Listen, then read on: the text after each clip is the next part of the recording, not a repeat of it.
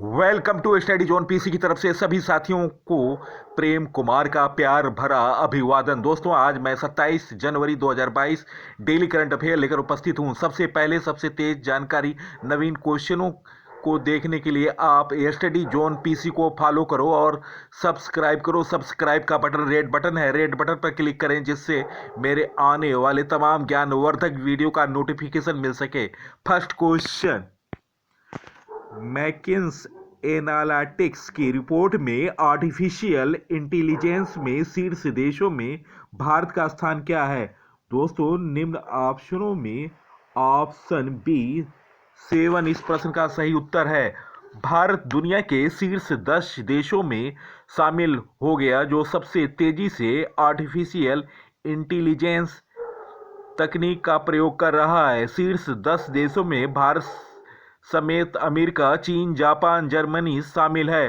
Canada, दक्षिण Korea व Italy जैसे देशों को पीछे छोड़कर भारत ने 7वें स्थान पर यह उपलब्धि हासिल की है। यह खुलासा मैकिन्स एनालिटिक्स की रिपोर्ट में है। वर्तमान में भारत सार्वजनिक सरकारी पहल के साथ निजी संस्थाओं और संगठनों एआई पर खर्च व निवेश के मामले में छठे स्थान पर है। एआई में शीर्ष देश अमेरिका है। दोस्तों, यहाँ नौकरियों का बूम है। डाटा एनालिटिक्स है, नेचुरल लैंग्वेज प्रोसेसिंग है, रिसर्च डाटा साइंटिस्ट है, डाटा माइनिंग एंड एनालिस्ट है, machine learning engineer, business intelligence developer. दोस्तों, ये बदलाव होंगे। पैथोलॉजी व रिसर्च के कार्यों में तेजी से बदलाव होगा। पढ़ाई से लेकर नौकरी पहले से ज़्यादा आसान होगा। दोस्तों, आर्टिफिशियल इंटेलिजेंस में शीर्ष देश, पहला रैंक अमेरिका का है, दूसरा स्थान चीन का है, तीसरा ब्रिटेन का, चौथा फ्रांस का, पांचवा जापान का, छठा जर्मनी का, सातवां भारत का, आठवां कनाडा का, नौवां दक्षिण कोरिया का, 10वां इटली का। नेक्स्ट क्वेश्चन, 73वें गणतंत्र दिवस में राजपथ परेड में वायुसेना के जंगी बेड़े का नेतृत्व किसने किया? दोस्तों, निम्न ऑप्शनों में ऑप्शन डी प्राजल सिंह इस प्रश्न का सही उत्तर है।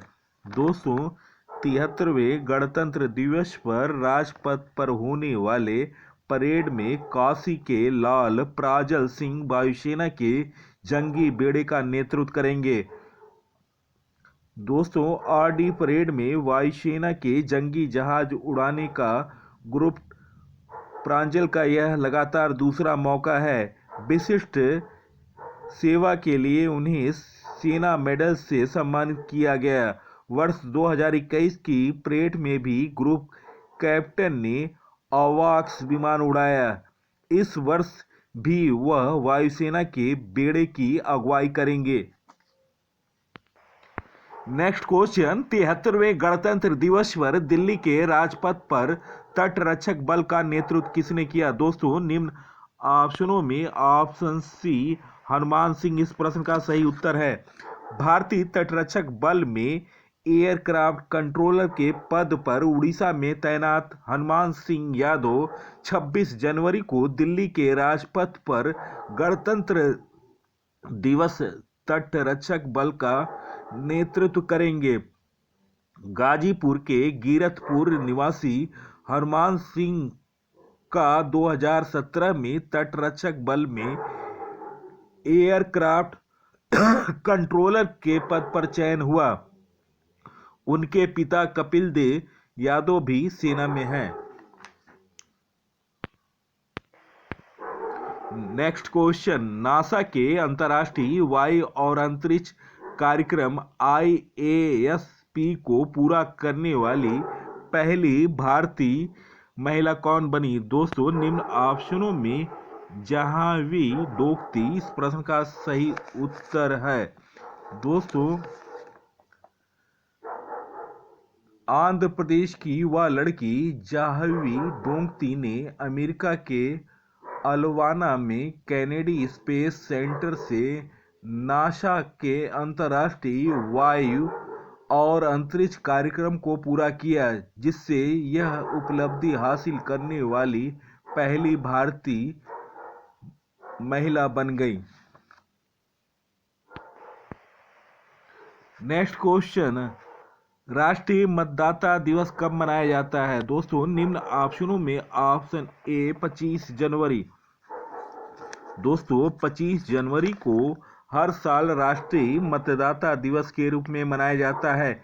इस वर्ष राष्ट्रीय मतदाता दिवस का 12वां संस्करण मनाया गया। देश 1950 को इसी दिन भारत के निर्वाचन आयोग की स्थापना हुई। देश में मतदाताओं को चुनावी प्रक्रिया में भाग लेने के लिए उत्साहित करने के लिए 25 जनवरी को राष्ट्रीय मतदाता दिवस मनाया जाता है। दोस्तों 2022 की थीम है चुनावों को समावेशी, सुगम और सहभागी बनाना।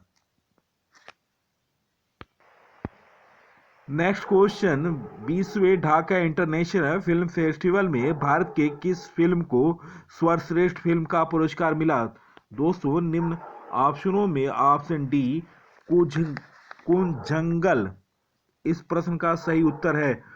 भारत से PS विनोद राज निर्देशित फिल्म कुंजंगल ने 20वें ढाका अंतर्राष्ट्रीय फिल्म महोत्सव में एशियाई फिल्म प्रतियोगिता खंड में सर्वश्रेष्ठ फिल्म का पुरस्कार जीता है।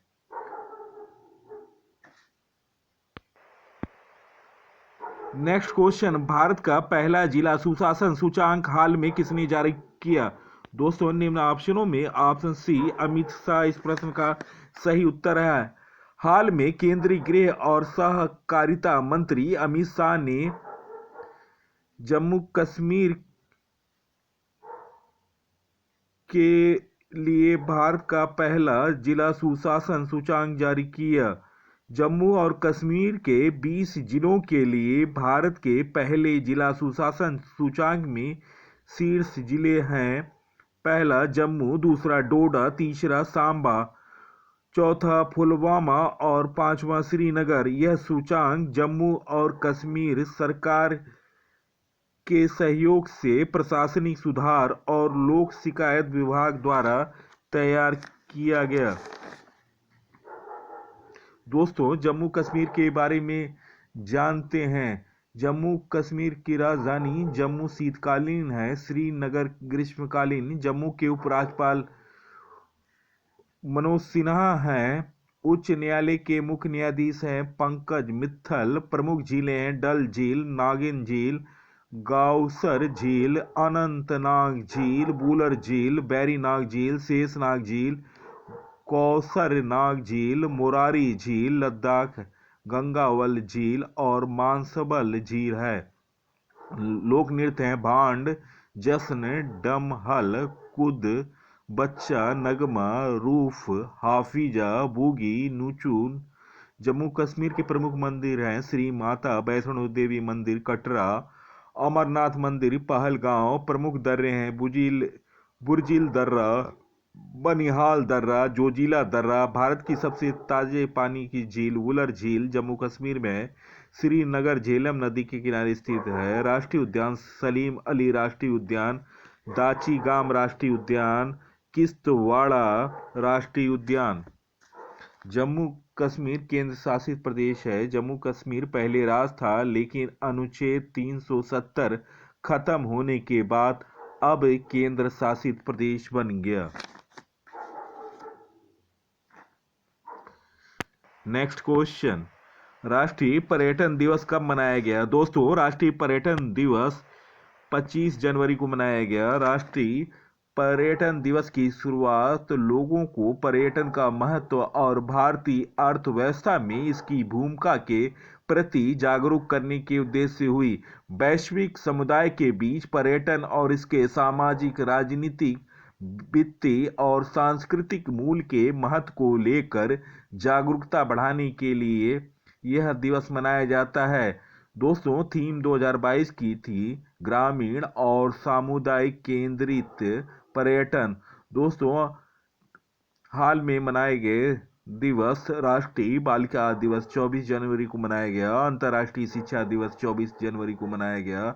सशस्त्र सेना वयोवृद्ध दिवस 14 जनवरी को मनाया गया। राष्ट्रीय मानव तस्करी जागरूकता दिवस 11 जनवरी को मनाया गया। प्रवासी भारतीय दिवस 9 जनवरी को मनाया गया।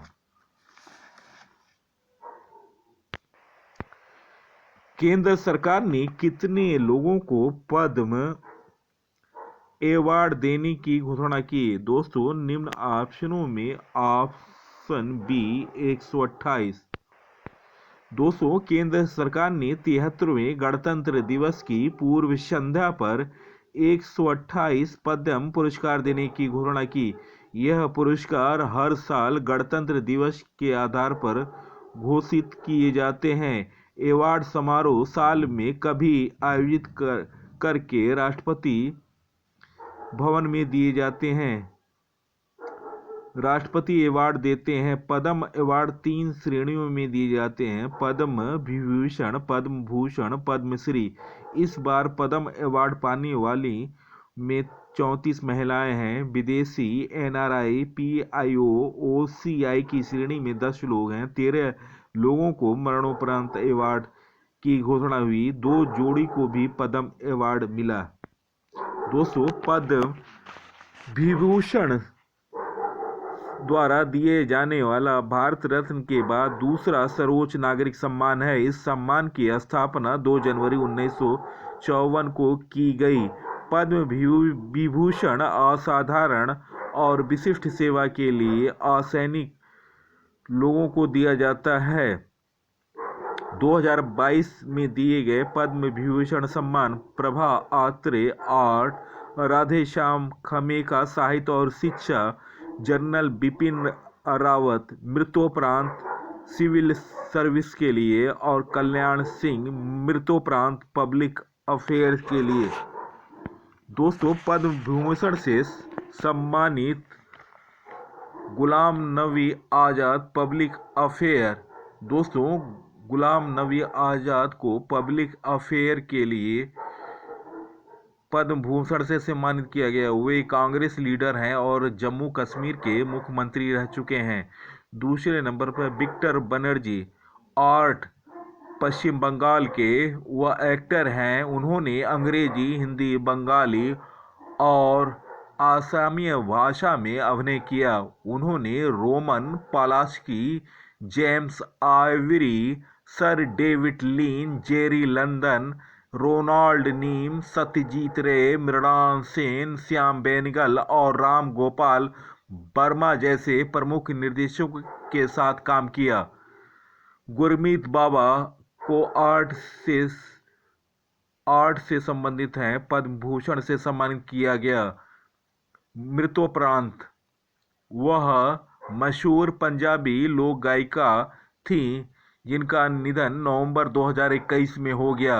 अपने कैरियर के दौरान गुरमीत बाबा को पंजाब सरकार द्वारा राज पुरस्कार, पंजाब नाटक अकादमी द्वारा संगीत पुरस्कार, मध्य प्रदेश सरकार द्वारा राष्ट्रीय देवी अहिल्या पुरस्कार और पंजाबी भाषा विभाग द्वारा शिरोमणि गायिका पुरस्कार सहित कई पुरस्कारों से नवाजा गया। बुद्ध देव भट्टाचार्य पब्लिक अफेयर। दोस्तों, वह पश्चिम बंगाल के पूर्व मुख्यमंत्री थे। 2000 से लेकर 2011 तक CPIM communist party of India मार्क्सवादी पार्टी के सीनियर लीडर हैं। अवार्ड की जानकारी होने के बाद उन्होंने पद्म विभूषण का पुरस्कार ठुकरा दिया है। उनका कहना है कि इसके बारे में उन्हें बताया ही नहीं गया। Natarajan Chandrasekaran, trade and industry, Maharashtra. वह टाटा ग्रुप के चेयरमैन हैं। टाटा ग्रुप के इतिहास में पहले गैर पारसी चीफ हैं।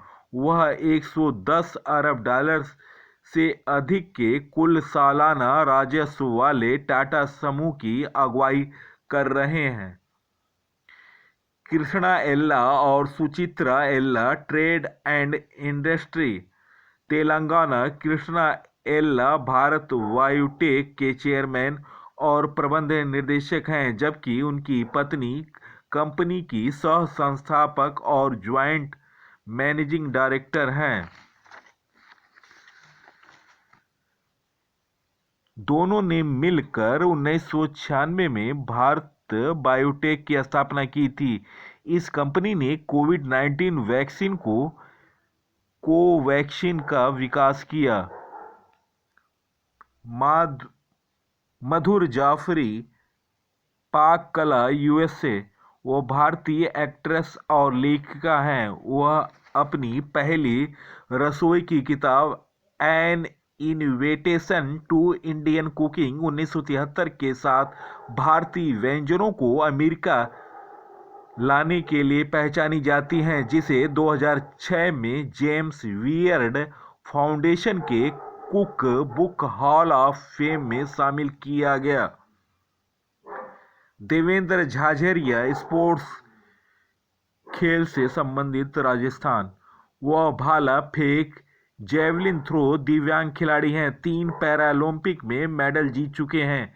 एथेंस पैरालंपिक 2004 और रियो पैरालंपिक 2016 में भाला फेंक में स्वर्ण पदक जीते थे, जबकि टोक्यो पैरालंपिक 2020 वर्ष 2021 में आयोजित उन्होंने रजत पदक हासिल किया था।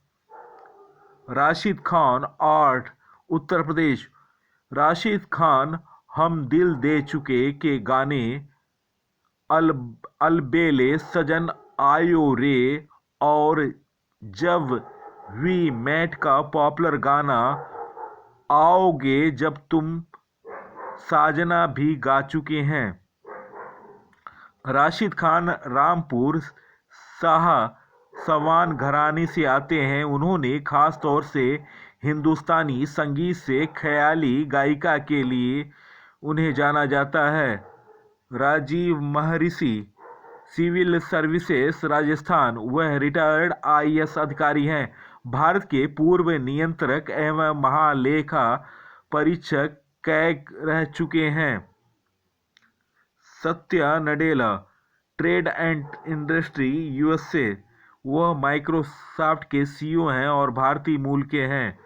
सुंदर पिचाई। दोस्तों, ट्रेड एंड इंडस्ट्री, यूएसए। वह अल्फाबेट गूगल की पैरेंट कंपनी के सीईओ हैं और भारतीय मूल के हैं।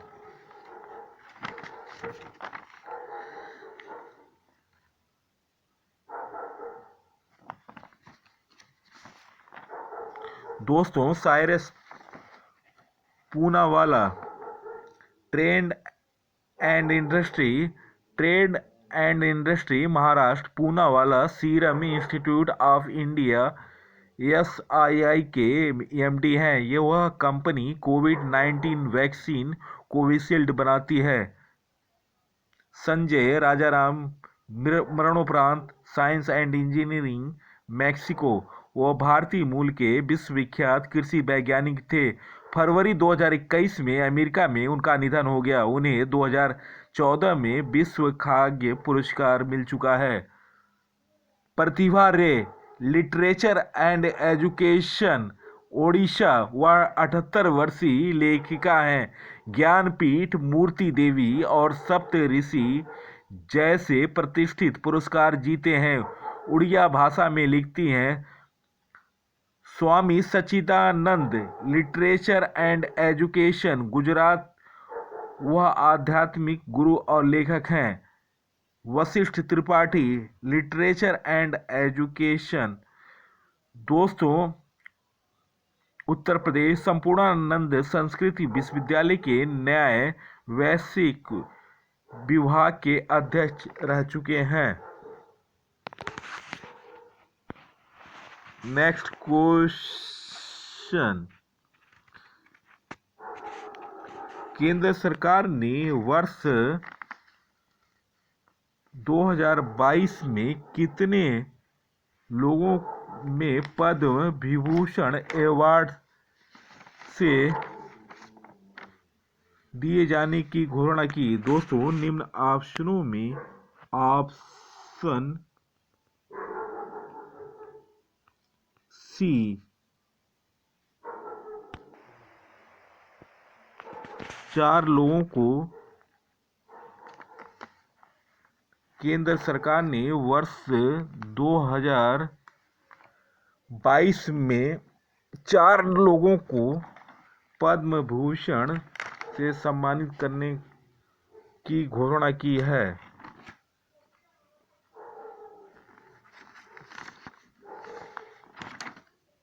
दोस्तों बिपिन रावत देश के पहले chief of defence staff CDS general Bipin Rawat को मरणोपरांत पद्म विभूषण से सम्मानित करने का ऐलान किया गया।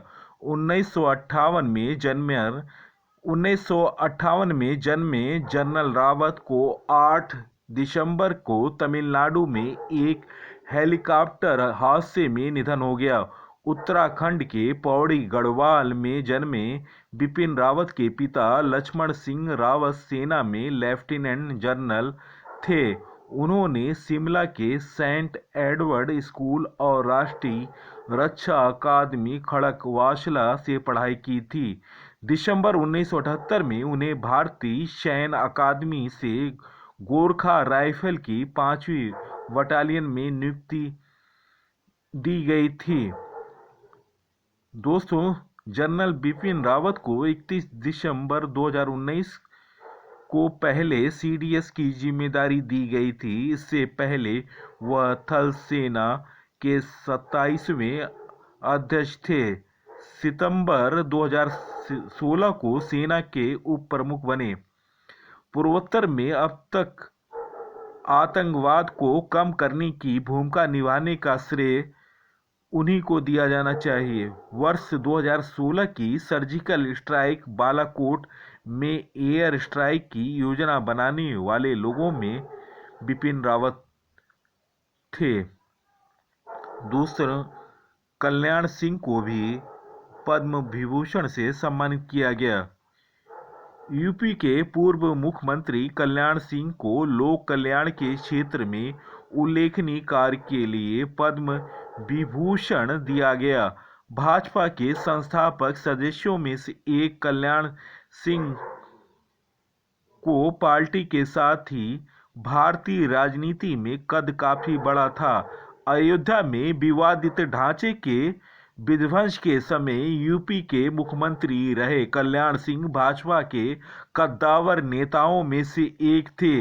राम मंदिर आंदोलन के नायकों में से एक कल्याण सिंह का जन्म 6 फरवरी 1932 को अलीगढ़ में हुआ था। उन्होंने 2 बार यूपी का मुख्यमंत्री पद संभाला। 1967 में पहली बार उत्तर प्रदेश विधानसभा के लिए चुने गए और 1980 तक रहे।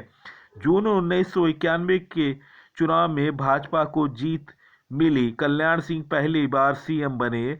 बाबरी ढांचा विध्वंस के बाद 6 दिसंबर 1992 को मुख्यमंत्री बने और 1999 तक रहे। दोस्तों 1991 से 1992 पहली बार मुख्यमंत्री थे और दूसरी बार 1997 से 1999। दोस्तों वे 2 बार गवर्नर भी बने। पहले 2014 से 2019 तक राजस्थान के गवर्नर रहे और 2015 में हिमाचल प्रदेश के गवर्नर थे। दोस्तों गायिका प्रभा अत्रे को भी पद्म विभूषण अवार्ड से सम्मानित किया गया। किराना घराने की प्रसिद्ध शास्त्रीय गायिका डॉक्टर प्रभा अत्रे को मंगलवार को देश के सर्वोच्च नागरिक सम्मान पद्म विभूषण से सम्मानित किया गया। कला क्षेत्र में उन्हें 1990 में पद्मश्री और 2002 में पद्म भूषण से सम्मानित किया जा चुका है। अपने 7 दशक के कैरियर में 89 वर्ष की महाराष्ट्र की प्रभा देश दुनिया में खूब सुर्खियां बटोरी। डॉक्टर प्रभा अत्रे उन दुर्लभ कलाकारों में से हैं जिन्हें संगीत की अलग अलग विधाओं में महारत हासिल है, जैसे ख्याल, ठुमरी, दादरा, गजल गीत, नाट्य संगीत, भक्ति संगीत। उन्होंने स्वर रागिनी और स्वर रंजनी नाम की पुस्तकें भी लिखी। दोस्तों, गीता प्रेस के अध्यक्ष दिवंगत राधे श्याम खमेका को मरणोपरांत देश का सर्वोच्च नागरिक पद्म विभूषण से अलंकृत किया गया। दोस्तों, उनका निधन 3 अप्रैल 2021 में हुआ था। उन्होंने अपने जीवन में हमेशा गीता प्रेस के लिए समर्पित कर दिया था। कल्याण पत्रिका का काफी समय तक उन्होंने संपादन किया। वह मूलतः मुंगेर के रहने वाले थे, लेकिन उनका ज्यादातर समय बनारस में बीता। नेक्स्ट क्वेश्चन, 9वीं राष्ट्रीय आइस हॉकी चैंपियनशिप का खिताब किसने जीता है? दोस्तों, निम्न ऑप्शनों में ऑप्शन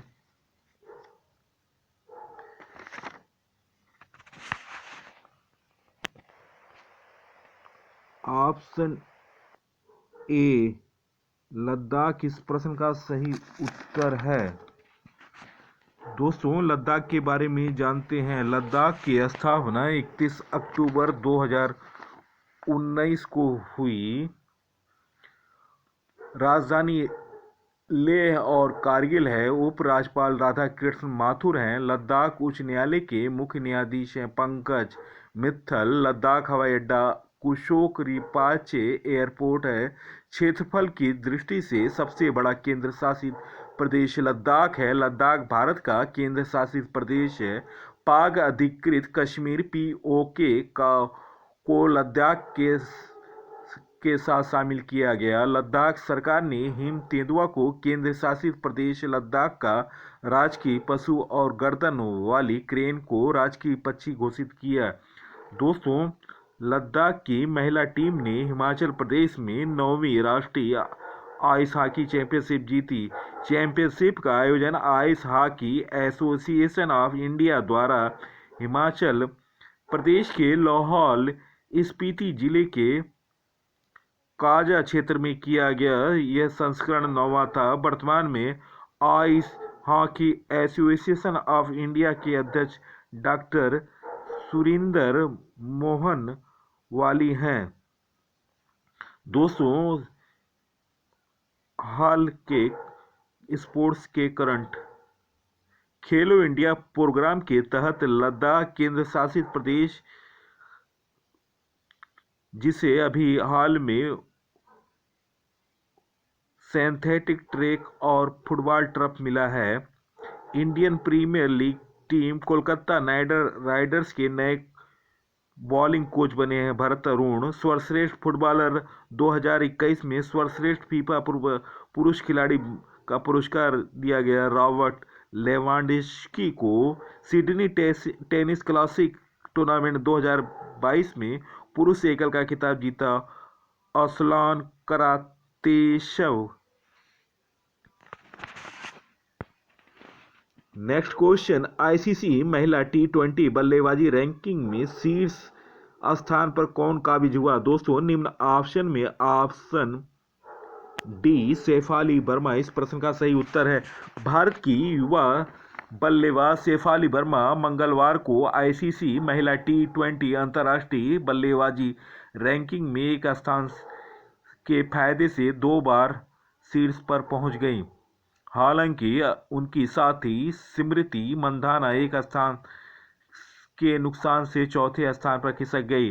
टॉप 10 में 2 कीवी खिलाड़ी हैं। ऑस्ट्रेलिया खिलाड़ी बेथ मूनी और मेवा लेनिंग की रैंकिंग में क्रमशः दूसरे और तीसरे स्थान पर हैं। ऑस्ट्रेलिया की ही एलिशा हीली छठे स्थान पर। न्यूजीलैंड की 2 खिलाड़ी शीर्ष 10 में शामिल हुई। सोफी डिवाइन और सूजी बैट्स क्रमशः 5वें और 7वें पायदान पर हैं। श्रीलंका की चामरी अट्टापट्टू 6 स्थान के फायदे से 8वें स्थान पर पहुंच गई।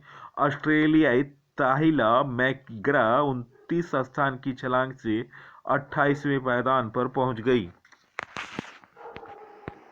दोस्तों वीडियो देखने पर बहुत बहुत धन्यवाद। सबसे तेज सबसे पहले जानकारी के लिए आप स्टडी जोन पीसी को सब्सक्राइब करें और रोज देखें स्टडी जोन पीसी के डेली करंट अफेयर। धन्यवाद।